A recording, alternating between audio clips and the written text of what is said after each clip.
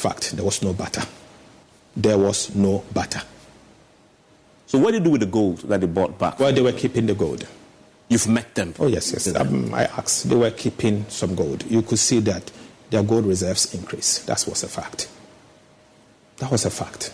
It increased. They were keeping the gold that they were buying. The central bank was buying gold. They call it gold for reserves. Yes, that's what they were doing. There was no real Barter. Nothing of the sort happened. Okay. That obviously something that I'm pretty sure in the coming days we'll hear your colleagues on the other side. Oh, yes. And I will expect them to challenge me. Okay. So that was the Finance Minister, Dr. Kesiela Forson, on PM Express last night. Now, when this came up, we also have been following up on this, and the MPP have already started speaking on this. Now, former government will have none of what the Finance Minister is saying. Technical advisor to former Vice President Dr. Baumia Tia Kabiru Mahama says the Finance Minister is either misinformed or deliberately misrepresenting the facts. He insists there was indeed a direct gold for oil exchange under the broker and barter system, and called out the minister for peddling what he labels as propaganda. First, I will expect the finance minister to cut back on the propaganda and focus on managing the economy. I do not blame the finance minister for his misapprehension of the goals for oil program, and to even state that it was cash payment is to be telling the Ghana people a palpable lie. The Bank of Ghana does not even engage in cash payment. Every transaction is a wire transfer, so that is not cash payment to start with. Again, the goals for oil program had two angles. We have the direct barter and then the broker channel.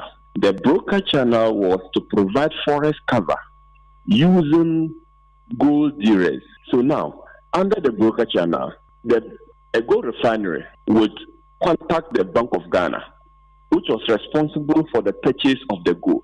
And then they will provide the forest cover to BOG, and then BOG would provide the gold equivalent of that to that, the broker. And then we have the direct barter. And with the direct barter, refiners were expected to open what we call the gold metal account, a mutually determined account by both the BOG and then International Oil Trading Company.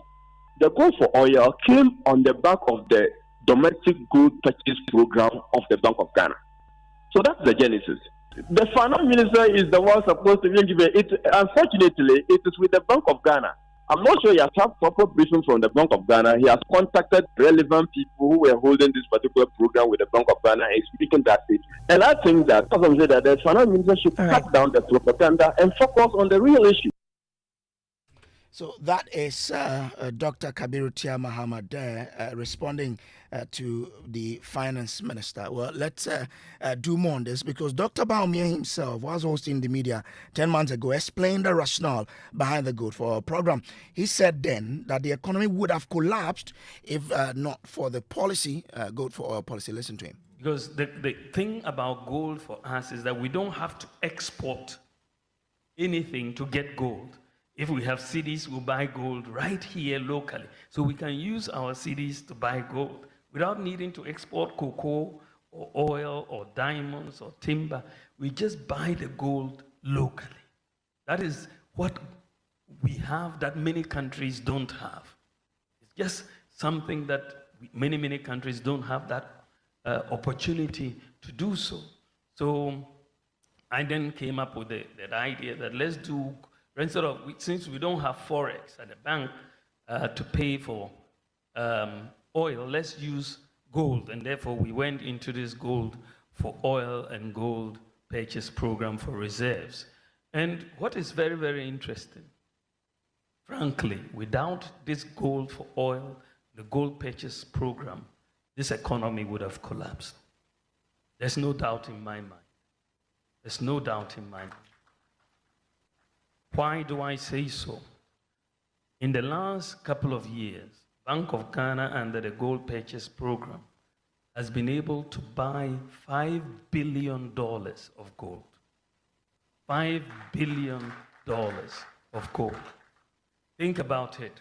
We've gone to the IMF to look for $3 billion, which is going to be paid over 3 years. And this is why we are going through it. But locally, we've been able to buy $5 billion.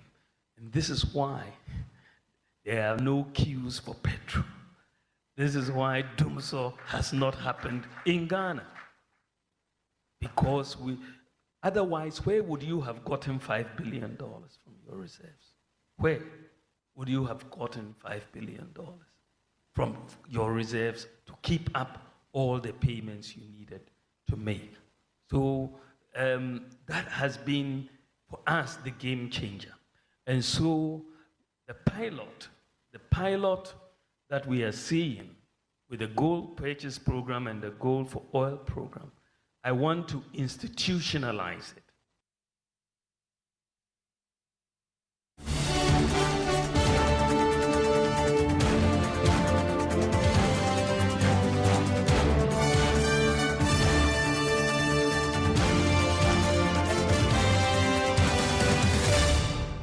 This is still Top Story, brought to you by Telecel Connecting Energies. Let's bring in a member of the MPP who is a watcher of the energy industry, Kojo Poku. They're joining us with some information that he knows on this. Grateful to you, sir, for joining us. What do you know? Evening, how are you? I'm well, sir. What do you know that makes you still convinced that, aside the finance minister saying this was not good for oil, you say it was good for oil? Can you repeat the question again? I'm asking that, what do you know that makes you challenge the finance minister who sees the data, who says this was not good for oil, but you say, no, for what you know, it was good for oil? We need education. Well, good evening and good evening to your listeners. I think it's very simple. Honorable Forson misspoke. He basically said that he didn't have the full information. I don't think since he became finance minister, he has spoken to the Bank of Ghana on that program. You see, I, Kojo Poku, I'm the executive director for Institute for Energy Policies and Research. When we heard that the gold for oil made a loss of 2.1 billion Ghana cedis, we wrote to the Bank of Ghana under the right to information, trying to get an understanding of how the Bank of Ghana came up with that loss. Now, we've heard the Minister of Finance and we've heard the ND say that the gold for oil was not fit for purpose and there was a loss of 2.14 billion. We've heard that, right? Now, from the letter the Bank of Ghana sent to my institute, we asked a very simple question, because we knew that the gold for oil has legs. One leg is for the purchasing of gold, and one leg was using that gold to trade in petroleum products. So we asked the Bank of Ghana, where did this loss occur? And the Bank of Ghana replied to say that the 1.8 billion Ghana cedis of the losses came from the purchasing of gold locally, because the PMMC and its registered people who were buying gold for Bank of Ghana were using a different FX which was being used in the internal FX of Bank of Ghana. So that FX differential created a loss of 1.6 billion.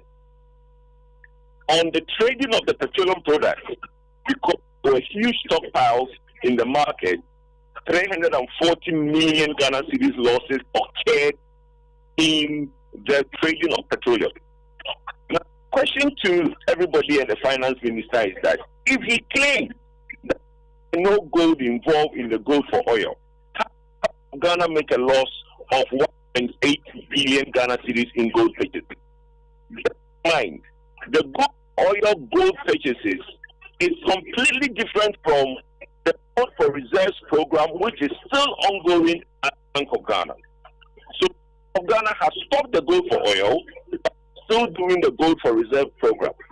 So how does the finance minister conclude that there was no in this transaction? What we know, as the other speakers have told you, that were companies that basically took gold or went through the broker system to basically sell gold with the broker, and the dollar was given to the people that supply the product. So, there's no need doing politics with a very good program. If the Prime Minister wants to do that, that's fine. But every Ghanaian knows that he misspoke, and the message he put out there was a mistake. But was the gold for reserve and gold for oil exclusive of each other? Yeah, they're exclusive of each other, because Ghana was that they created an account, because see, the Bank of Ghana gave a seed money for gold for oil, so they had to ring fence that money because there was a closed loop. The way the Bank of Ghana operated gold for oil was that they would not set aside a set of Ghana cedis, which they gave to PMMC to go into with the gold dealers to buy gold. That gold was now used to pay for the petroleum product that came into the country. The petroleum product and the boss will sell through the BDC. The receivables was given to CBG, escrow account, which the deficits of the proceeds of the petroleum products were put in there. That CDs was used again to go back into the market to buy food. Okay. So a ring fence amount which the Bank of Ghana set aside for oil operations.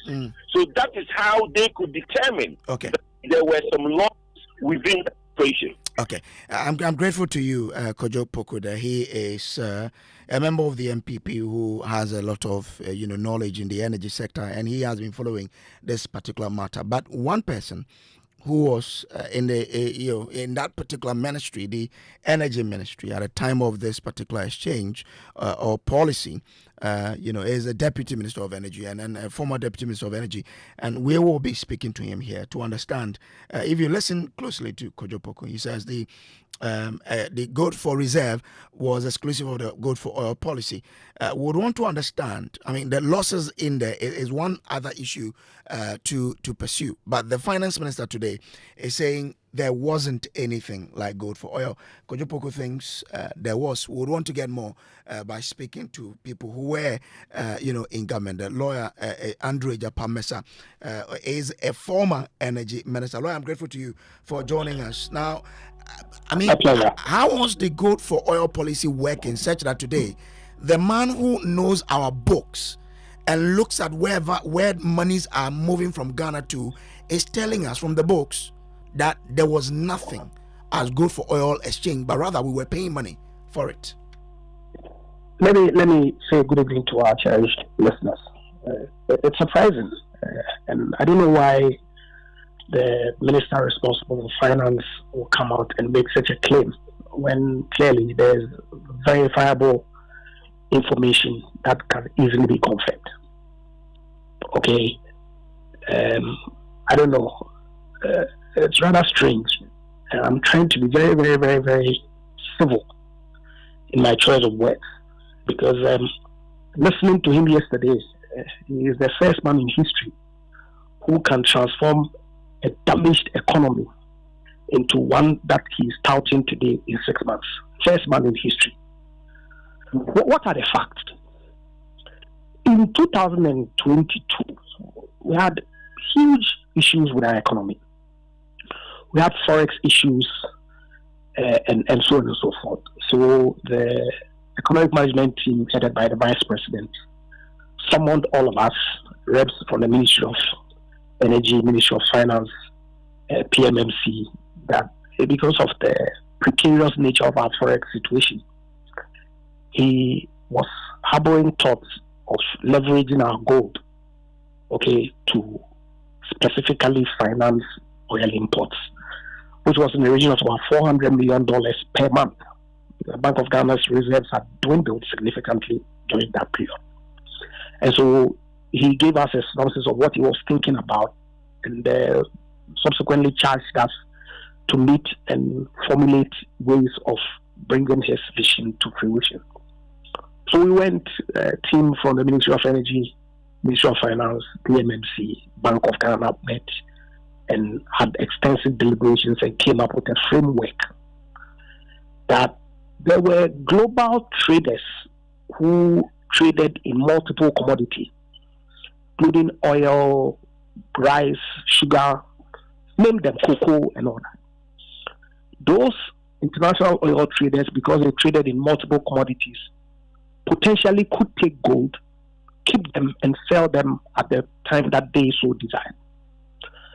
Obviously, there were other international oil traders who were not commodity traders necessarily, okay? And so they would be interested in receiving payments for the commodity that they supplied. So the policy that we formulated had two channels. The direct barter for commodity traders who traded in multiple commodities, and those that did not trade in any other commodity but gold. They then went through the the broker channel, where the gold that Bank of Ghana has bought with cedis through through PMMC from the local gold market are then transferred to these brokers by way of externalizing them for them to sell and then use it to pay for those who were not interested in gold.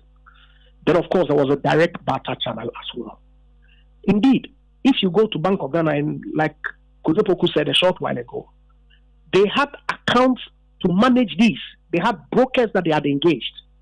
And so to suggest that the gold for oil was a sham by my good friend and brother Forson comes to me as a huge surprise. But under which circumstance did we use fiscal money, fiscal dollars to buy? At a point, we did that.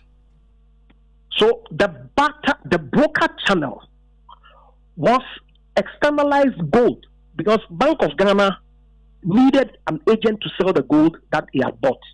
Remember that they were already running the gold for reserve program, which is gold that they buy in country and store as part of their reserves. That is what has supported our city that they fail to even acknowledge. Okay. Then on the back of that, we started the gold for oil program. So the gold that they bought under the gold for oil program, they did not store. They externalized it through their broker to sell, to pay for suppliers who were not dealers in any other commodity but oil. So you're saying that there was no circumstance or no day that the Bank of Ghana paid fiscal cash. Transferred it from Ghana to suppliers. So any payments that will be made per the framework that we worked with was going to be done through their broker, because it's only the broker who can sell the gold. But this is a finance. How would the Bank of Ghana incur losses for a policy that we are being told was a sham? You heard Kojo Brace. You saw the Bank of Ghana's own financial reports. So how is the finance minister telling us today that this was a sham policy? That it didn't exist? Look, the Gold for Oil program, we need to ask what mischief is sought to. But if you sit back and you hear about the losses that we incurred on that policy, do you still stand by the fact that this was a good policy? Without a doubt. Because, one, it reduced the premiums from 150 to 80, average, 50 to 80. Two, it stopped the forward pricing of Forex prior to the policy. Importers, buybacks, would import the commodity, and because the city was not stable, would forecast that, look, by the time I sell my commodity and go to the market to go and look for dollar to import, the city may have depreciated.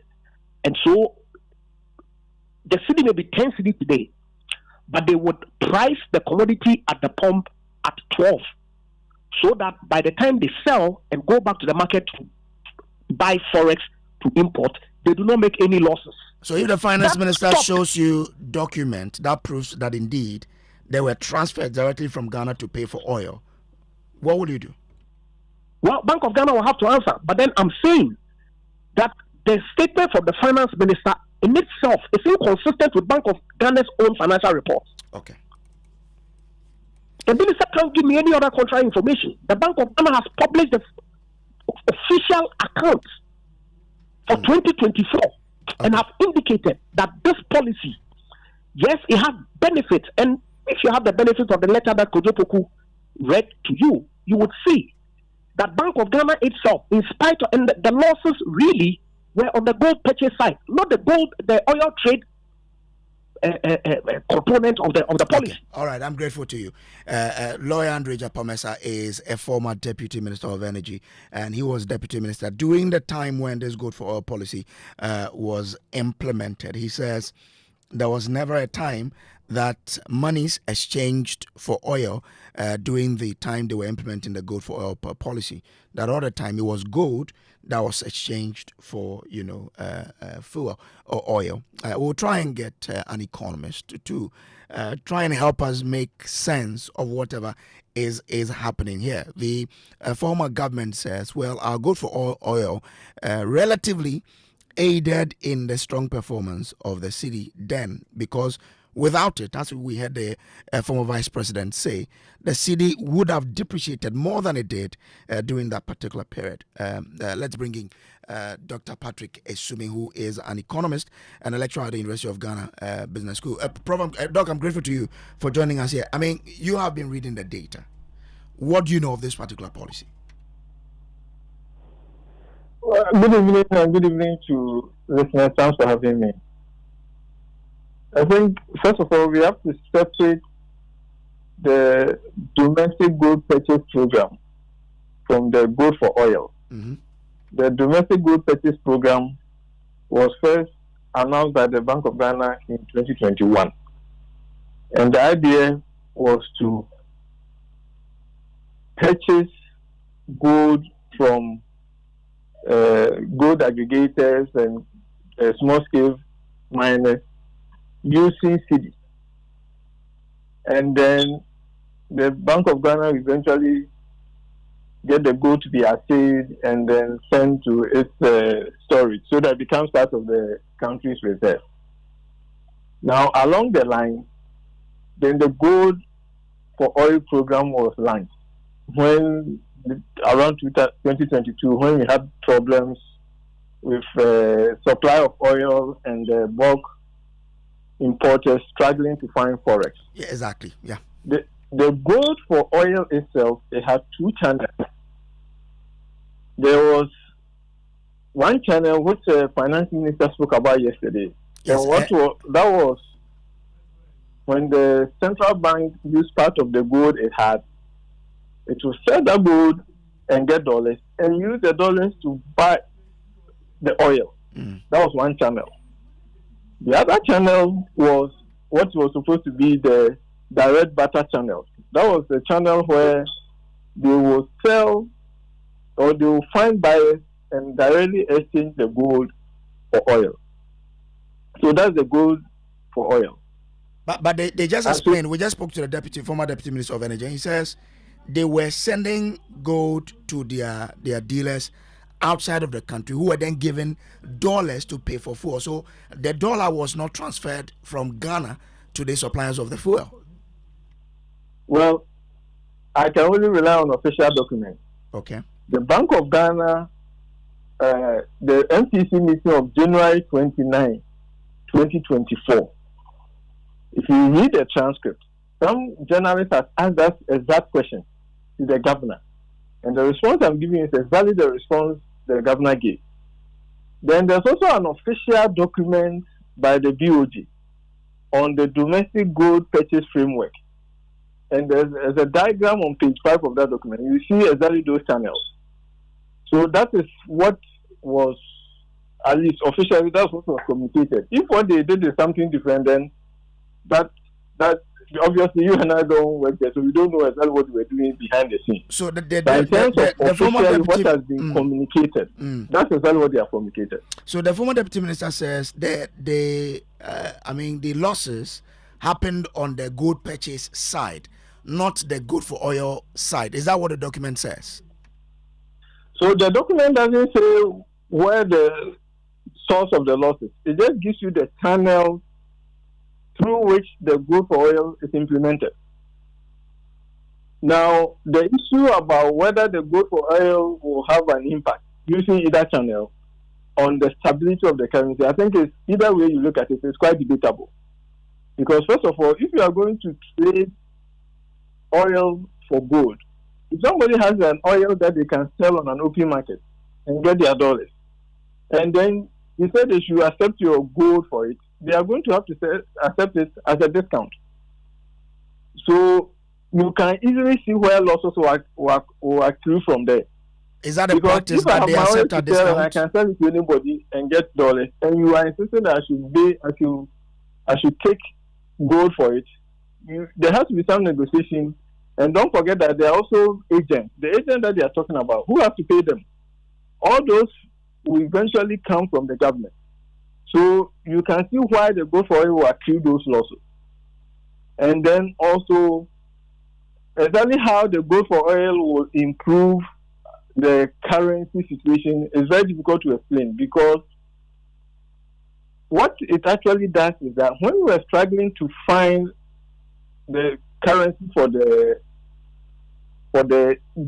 oil import, when the Bank of Ghana is now selling the gold directly and getting the dollars, then there's dollars available for importing the oil. Okay. So you kind of solve that problem. But that is gold that we could have exported and gotten dollars and used for other things. The moment we are not getting the dollars to spread across the whole economy, at the end of the day, the total supply of dollars available for other sources are reduced. So it's difficult to see how gold for oil by itself will lead to stability of the currency. Okay, all right. Doc, I'm grateful to you, sir, for joining us. Dr. Patrick Esumi, economist with the University of Ghana Business School. This has been Top Story, brought to you by Telecel, Connecting Energies. We tried to get some responses from the government side, but we weren't able to reach them. I mean, they were not on hand to try to help us understand what the issues are. This has been Top Story.